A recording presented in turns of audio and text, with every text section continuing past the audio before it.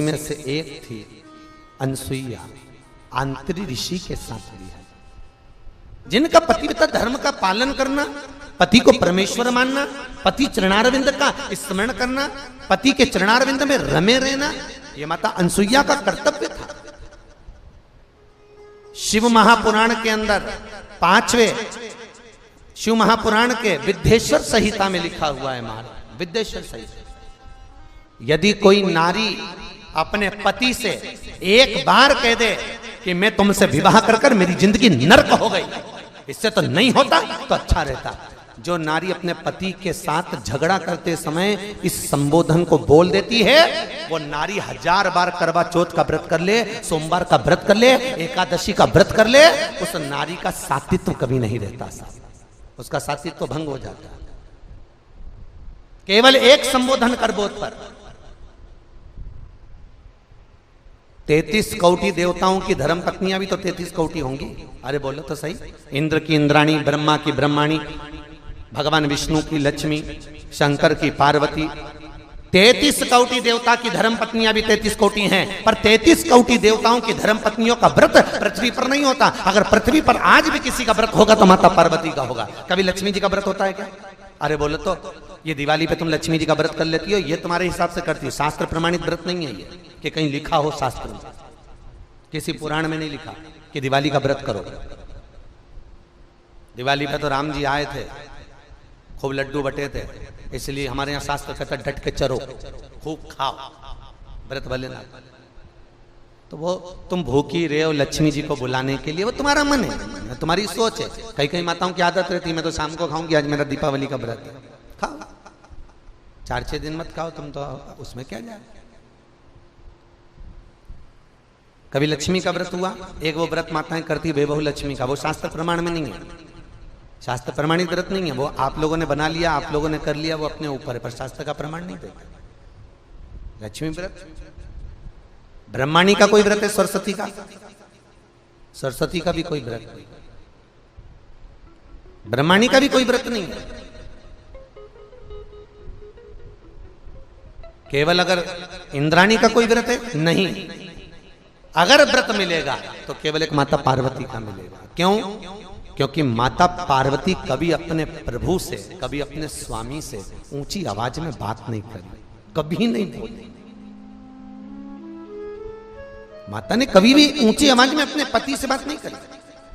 लक्ष्मी ने जरूर एक बार भगवान विष्णु से कहा था, एक बार भगवान विष्णु लक्ष्मी को देखे और लक्ष्मी श्रृंगार कर रही थी, देखकर भगवान नारायण को हंसी आ गई, हंसकर भगवान विष्णु जैसे खड़े हुए, इतने में लक्ष्मी ने कहा, वाह नारायण वाह, आप अपनी पत्नी को देखकर घोड़े जैसे हंस रहे हो, मैं आपको श्राप देती हूं नारायण, आप मुझ पर हंसे हो, आपका ये मुख कट जाए और तुम्हें घोड़े का मुंह लग जाए।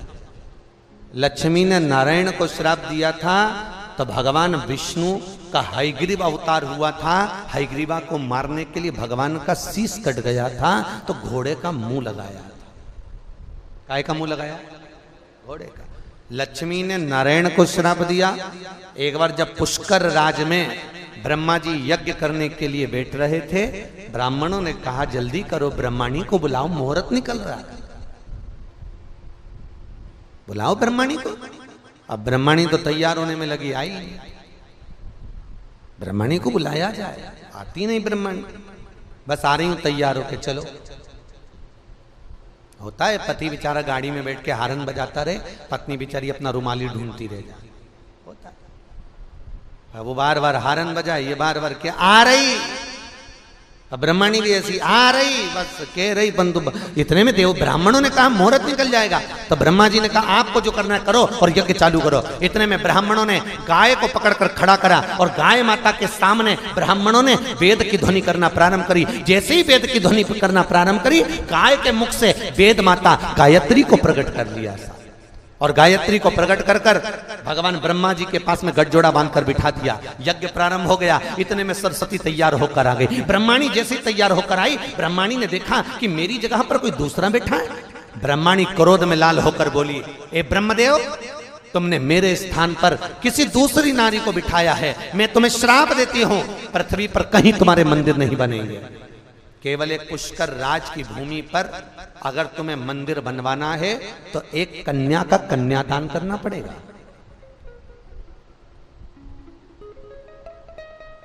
एक कन्या का कन्यादान। शास्त्र कहता है एक कन्या का कन्यादान कर दो तो भगवान ब्रह्मा का मंदिर बन गया। एक कन्या का कन्यादान कर दो तो वैकुंठ में अपनी सीट पक्की हो जाती है साहब, एक कन्या का कन्यादान करने से। और कई कई लोग तो बड़े भाग्यशाली होते हैं जिनके यहाँ 4, 5, 3, 2, 1 इतनी कन्याओं का कन्यादान होता है। भाग्यशाली मौका मिला। और ब्रह्मा जी ने फिर कन्यादान करा था। आपको सबको मालूम होगा भांडिर वन में राधा जी अपने भाई मनसुख को भोजन देने आई थी और कन्हैया खेल रहे थे। नारद जी ने राधा और कृष्ण का विवाह भांडिर वन में कर दिया। इस विवाह को ब्रह्मा जानते हैं, राधा जानती है, कृष्ण जानते हैं, नारद जानते हैं। इसके सिवाय इस विवाह को कोई नहीं जानता, बस ये जाने। फिर जाकर ब्रह्मा जी का मंदिर द्वापर में बना। सत्ययुग में नहीं, त्रेता में नहीं, द्वापर में ब्रह्मा का मंदिर। द्वापर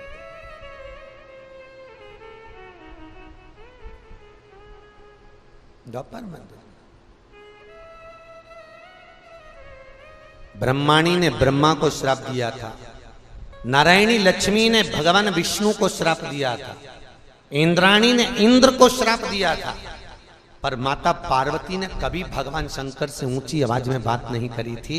इसलिए आज भी माताएं सब जो व्रत करती हैं वो पार्वती के। छठ का व्रत पार्वती का, तीज का व्रत पार्वती का, चतुर्थी का व्रत पार्वती का। जितने व्रत माताएं करेंगी सारे व्रत माता पार्वती के, कोई देवी देवता के नहीं। बस निवेदन आपसे भी है, व्रत आपके भी चालू हो सकते हैं अगर तुम अपने पति से ऊंची आवाज में बात नहीं करो तो। व्रत तो चालू हो जाए। पर जब भी बोलती है ऐसी गरज के बोलती राम। एक पति की पत्नी मर गई, पति अंतिम संस्कार करने गया था और अंतिम संस्कार कर कर वापिस आ रहे थे। आते से ही बहुत धड़ाके से बिजली कड़की। जैसी बिजली कड़की पति नीचे झुका, जमीन पे प्रणाम करा, प्रणाम करके तुरंत कहा पहुंच गई। तो जितने लोग अंतिम संस्कार करके आ रहे थे उन्होंने कहा तुझे कैसे मालूम कि पहुंच गई? नहीं, नीचे भी गरजती थी, ऊपर जाते से ही गरजी है, समझ लो पहुंच गई, सही जगह पहुंची, स्थान मिल गया।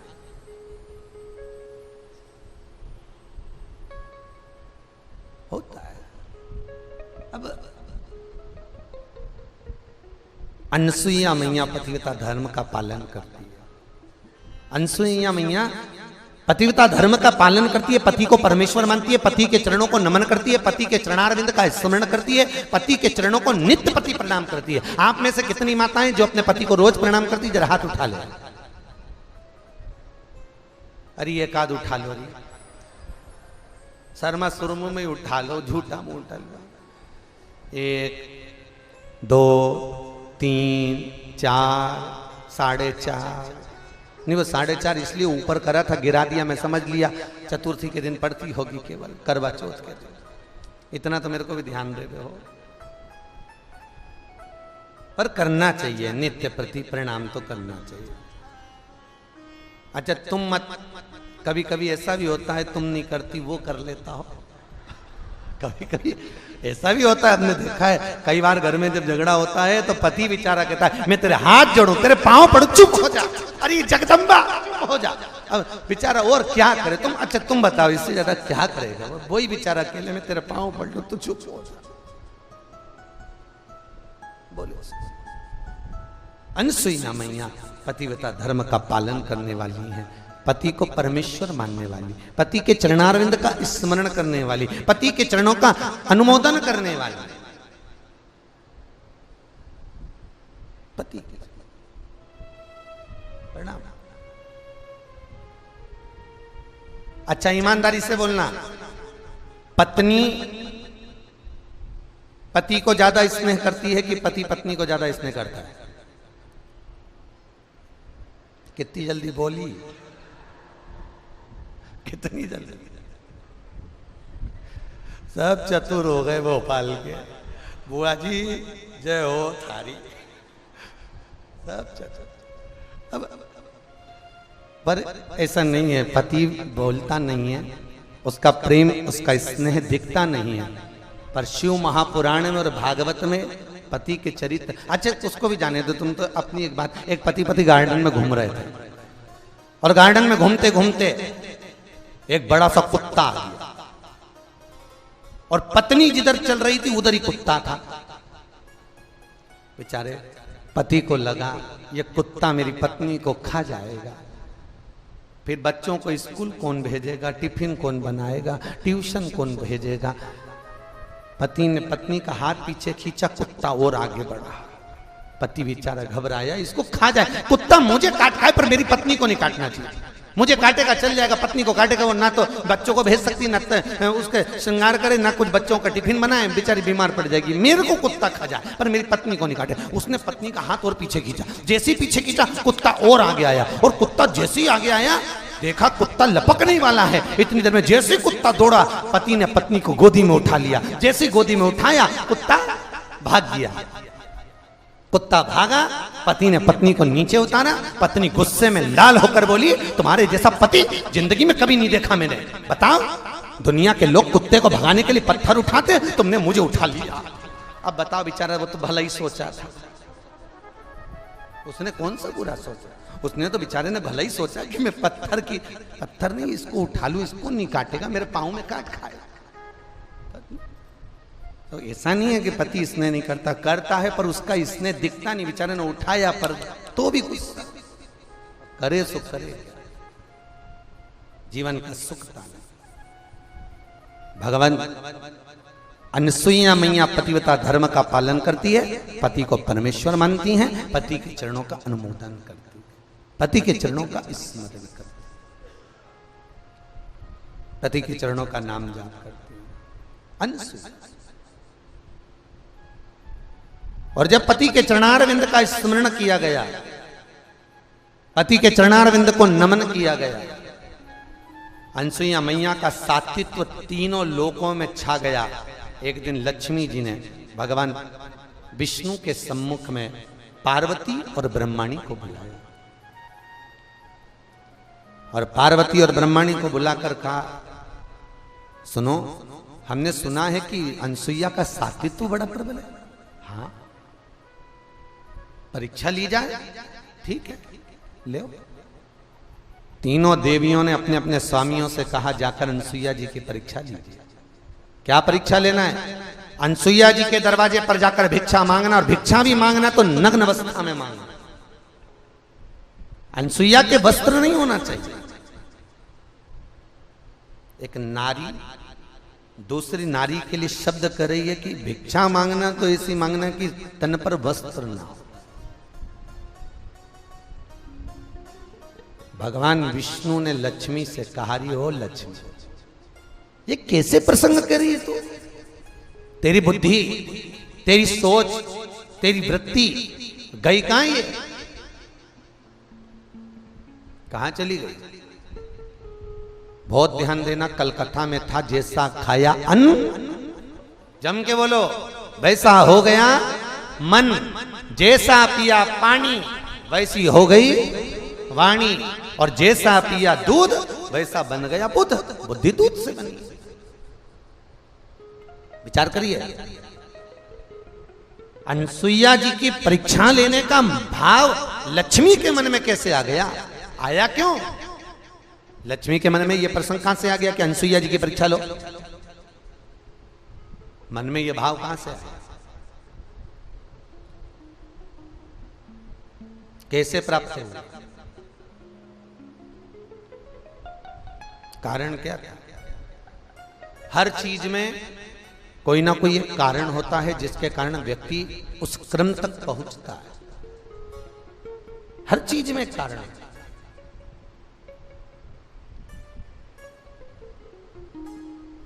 अब एक बार की बात है, माता लक्ष्मी इंद्राणी के घर गई थी।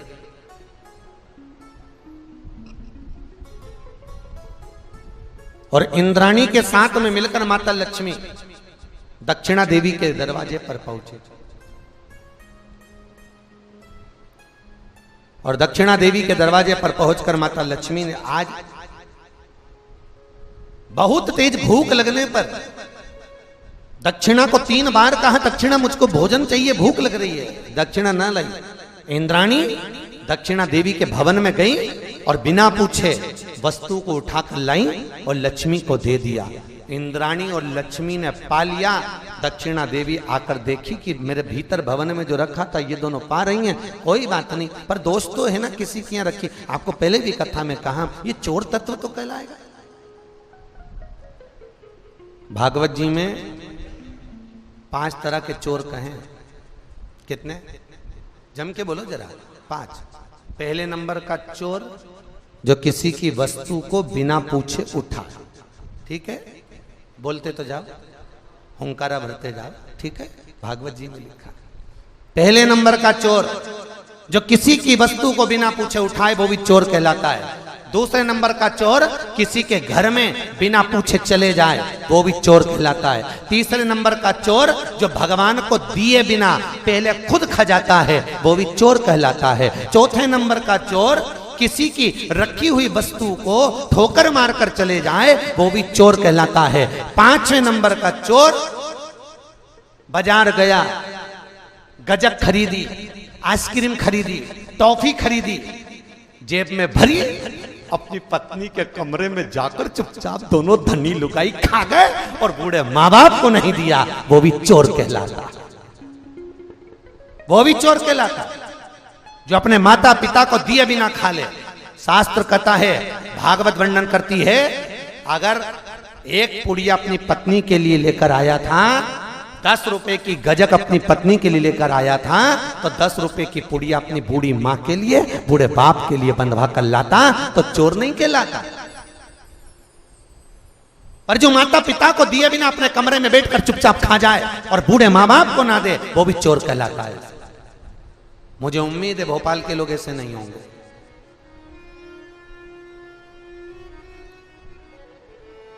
चोरी का तत्व है। भगवान को समर्पित करे बिगर भी पाले ना, ये चोटाई है। जो तत्व लक्ष्मी जी इंद्राणी से करेंगे, भूख लग रही है, इंद्राणी दक्षिणा के जाकर अंदर प्रवेश कर उठाकर लाई और लाकर दे दिया। भले किसी के यहाँ कितना भी पड़ा हो, भले किसी की टेबल पर कितना भी भोजन रखा हो, भले 56 भोग जमे हो, पर जब तक तुमसे कहा ना जाए तब तक तुमने लेना नहीं, तब तक उसको उठाना नहीं।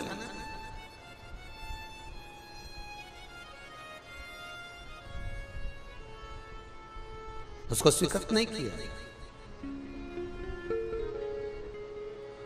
कई लोग मंदिर में पंडित जी नहीं रहते तो पंच पातर उठा के अपने ही हाथ से चरणामत ले लेंगे, अपने हाथ से तुलसी दल ले लेंगे, खा के चले जाते हैं और इतने बड़े धर्मात्मा बनेंगे, बढ़िया चकाचक टंगा पाटी पाट फुड़ा के सिर पे पल्लू मल्लू लेके, और सब पंडित जी नहीं है, इनने ही सब ले लिया, ले लुआ के चल दिए। ईमानदारी से बोलो, हो कि नहीं चोटते? अरे बोलो तो सही, चोर हो कि नहीं? आज्ञा ली तुमने?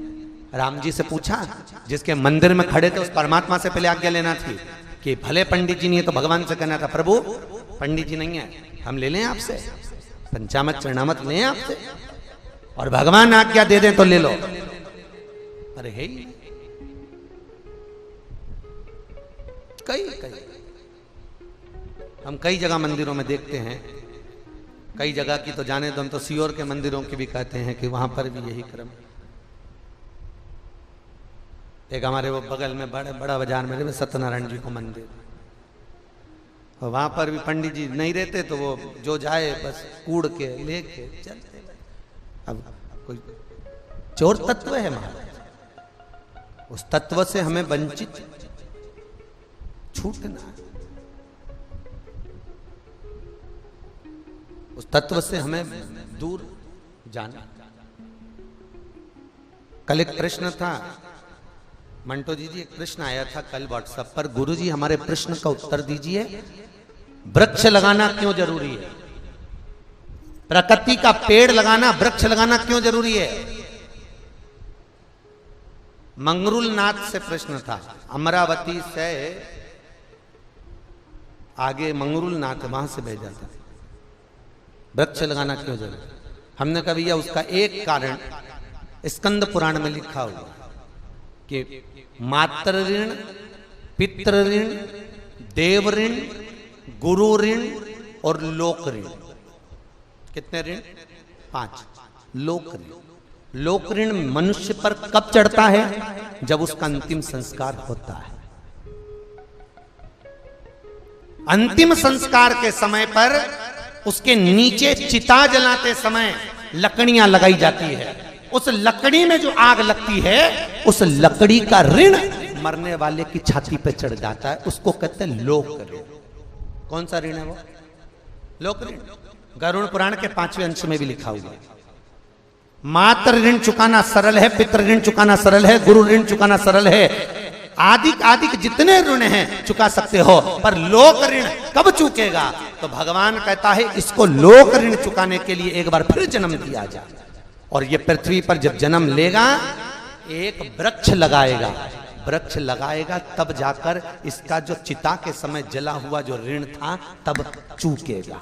उस लोक ऋण को चुकाने के लिए पुनः जन्म मिलता है कि एक वृक्ष लगाओ, मरने से पहले एक पेड़ लगाकर जाना, जिससे हम उस ऋण से चूक जाए, उस ऋण से हम वंचित हो जाए। वो लोक, उस ऋण से हम दूर हो जाए। परिता आप में से किसी ने लगाए कि नहीं लगाए? लगाएं, सबने लगाना चाहिए। एक वृक्ष अवश्य लगा कि हम मरेंगे और मरने पर किसी का ऋण लेकर नहीं जाना, मरने पर किसी को छाती पर बिठा कर नहीं जाना, उस ऋण से चूक कर जाना है, उस ऋण से वंचित होकर जाना। वो लोग ऋण। पर दुनिया के लोग बस ये 2-4 ऋण बता देते, माता ऋण, पिता ऋण, गुरु ऋण, पर ये कभी नहीं बोलते कि प्रकृति का भी ऋण हमारे ऊपर लगा हुआ है, उसको भी ध्यान दो। और वो ऋण हो, वो लोक ऋण, वो ऋण हमारे जीवन का